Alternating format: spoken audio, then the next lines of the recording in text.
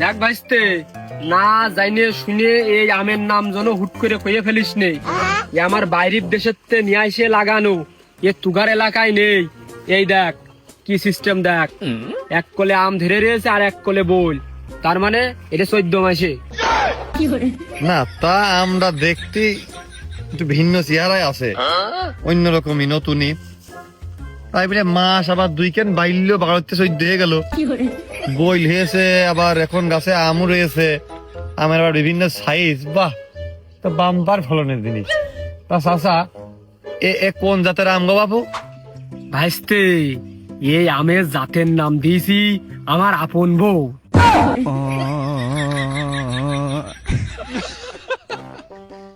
আমের জাতের নাম যদি তুমি আপন বউ দাও, তাহলে তোমার বোন নাম তুমি কি দিয়েছো? হ্যাঁ, তার নাম আমি দিইনি ভাইস্তে, তার নাম তার জন্মের সময় তার বাপ মা আকিকা দিয়ে সেট করে দিয়েছে, ওইটাই চলতেছে।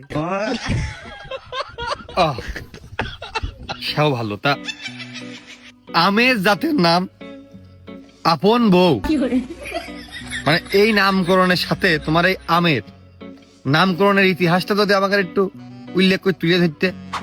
এই আম গাছটা হচ্ছে তোমার আপন বউর মতোই। ধরো তুমি বিয়ে করলে, তোমার আপন বউ হইল, 12 মাস কালই তোমার সার্ভিস দেবে, তুমি যে কোন ইচ্ছা জেনে শুনে নিয়ে যেতে পারবা, ঘুরতে পারবা, মানে 12 মাস কালই তোমার সাথেই থাকবে। সেই আমের বেলাও তাই, তোমার 12 মাস কাল খাচ্ছি, কোনো সময় আম আমার বাড়িতে ফুরোচ্ছেই না। এই যে আম, ওই যে বল, এইটা ফুরোবে, ওইটা বেচবো, মানে আমি এই আম বেচতে বেচতে 12 মাস কালই এই আম গাছের গোড়াই থাকি। আর প্রতিটা গাছে এরকম দেয় না। टूटा टूटा एक परिंदा ऐसे टूटा। ও, মানে বৌদিরাম একবার বিয়ে করলে 12 মাস কালে নিজের এ আমু একবার গাছ লাগাই দিয়েছে, 12 মাস কাল হচ্ছে চলছে। তোমার হিসেবে তো এটা, তাহলে এর তোমার আমের যাদের আপন বউ হয়, বাদ বই করে তো তোমার হিসেবে গার্লফ্রেন্ড তাদের আম হয়। ওই বয়াস আমার নেই রে ভাসতে। যাই হোক, গাছে আম ভালো আছে, পাকলি মাইপিয়ে টাকা দিয়ে বুঝ করে নিয়ে যাই নে, সামনে আইগো আরো মেলা আম আছে। ভাসতে, এই আমটা মোটামুটি পাকা শুরু করেছে, তুই একদিনের মধ্যে হাটে উঠলি ভালো দামে বেচতে পারবি নি। अच्छा, তা দেখ কি দিয়া কি করবি। लेकिन ये साला कर क्या रहा है यहाँ पे? না চাচা, এই গাছের গোড়ার থেকে সরে দিনি। এই গাছের আম যদি মধুর মতো মিষ্টি হয়, তো ওই গাছের আম আমি নিয়ে লোক না, এই গাছের আম আমি নেবো না। ধুমসটে গন্ধ করছে গাছ সহকারে, এই গাছের আম লোকে খাই, এই গাছের আম আমি নেবো না চাচা, অন্য গাছে দেখাও। ধুমো ধুমো গন্ধ কিন্তু আসতেছে, ভালো আসতেছে। তাও না তো, কালকেও একটা পাইকে পড়লো, সেটা কাটিয়ে খালাম, কি সুন্দর স্বাদ লাগলো। আর ধুমসটে গন্ধ, আর পাখিতেও তো ঠুকিয়ে খাইনি যে সেই গন্ধ কবে।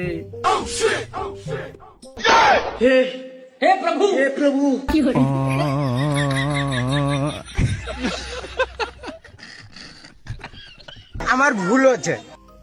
খুব মশা, এই ঘাসের গোড়ায় জঙ্গল আমি পরিষ্কার করছিলাম, তা খুব মশা ছিল এনে। মশা খেদানোর জন্য তুমি কোয়েল ধরিয়েছো, আর সেই কোয়েল ধরানোয় আমার আম বিক্রি হচ্ছে না। তোমার এই কোয়েল ধরানোর উপলক্ষে এই মাসের বেতন কাটা। ও ভাইস্তে, তা কি করবি, এই গাছের আম কি নিবি? না চাচা, এবার নিলে নেওয়া যায়, চেক করে দেখা যায়। আমার এই বাগানে আমি একটা চোর ঢুকতে দিইনি, কারণ চোরের হাত পড়লি আম পোকা হয়। আমি কত পাহারা দিই, আর তুই কি করলি শেষ বেশ? তুই এই ধুমো ছড়ালি আর আমার আম গাছে পোকা হইলো। তা না হলে আমি আম কইটা খুব ভালো দামে বেচতে পারতাম। আম নিবা তা? তো ধুমোতে তো পোকা চোকা চলিয়ে যায়, ধুমোয় আবার কোনোদিন পোকা হয়? হ্যাঁ হ্যাঁ, তুই আমার চেয়ে বেশি বুঝিস। अच्छा, তাহলে সামনের বছরের তে আমি এই বাগানে কাজ করব, আর তুই আমার বেতন দিবি, তুই আমার কফিল। না, আপনি যেহেতু কয়েছেন, খালি সঠিকই কয়েছেন। আর ভাইস্তে, এ যে গাছ আর এ যে জাত, হেব্বি মিষ্টি আর হেব্বিয়া। তাতে তো নাইকেল গা। আরে এইটার কথা কইনি আমি, ওইটার কথা কইছি, ওইটা আমার জাতি তো দিবি। তা যাবো কি চাচা? এ যে গাছ, এই গাছে তো আম, তো আম পাতাও তো নাই ভালো করে। আমি পারি না আর পারি না। আরে এ বেডটা নেই তা কি হয়েছে? ওই সামনের বার হবে না, ওই সামনের বারের কথা আমি একবারে করছি। চাচা কি আগে বাংলাদেশ জাতীয় দলে ক্রিকেট টিরিকেট খেলতে নাকি? না কোনো প্রশিক্ষণ ট্রেনার এসব ছিলে যে আমাদের টার্গেট নেক্সট বিশ্বকাপ না পারলেই আর কোথায় তুমি ধরা খেয়ে গেলেই সামনের বার। তুই বুঝবি না নে, তুই এমনি বেশি বুঝিস। আয় সামনের দিকে আয়।